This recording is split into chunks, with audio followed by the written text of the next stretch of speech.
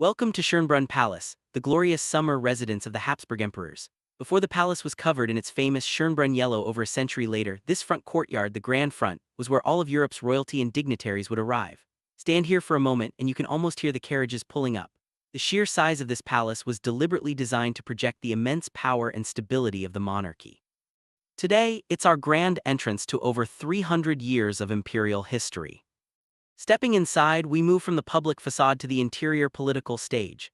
This is the Hall of Ceremonies, once the great antechamber where Empress Maria Theresa would receive her most important guests under a grand canopy. Look at these incredible monumental paintings. They're not just decoration, they depict the 1760 wedding celebrations of her son, the future Emperor Joseph II. This room was a masterful piece of political theater designed to show the world the grandeur and continuity of the Habsburg dynasty. Even a portrait of the Empress herself sits here, ready to receive visitors, forever preserved as the First Lady of Europe. If the Hall of Ceremonies was the political stage, the Great Gallery was the ballroom. At 43 meters long, this white and gold Rococo masterpiece was the epitome of courtly splendor. Imagine 140 candles lighting up those crystal mirrors for a ball. This is where power and diplomacy mixed under the guise of celebration. It was also the site of one of the 20th century's most important meetings, the 1961 summit between U.S. President John F. Kennedy and Soviet Premier Nikita Khrushchev.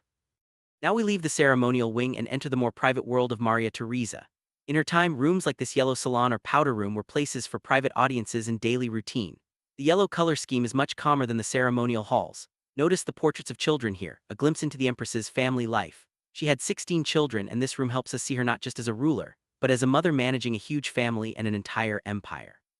Speaking of precious, this is the tiny but incredibly opulent Million Room, named for its supposed cost. The walls are paneled with rare rosewood inlaid with hundreds of priceless Indo-Persian miniatures, a true jewel box.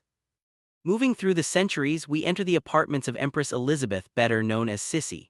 Her world was a stark contrast to Maria Theresa's. Her rooms reflect her unconventional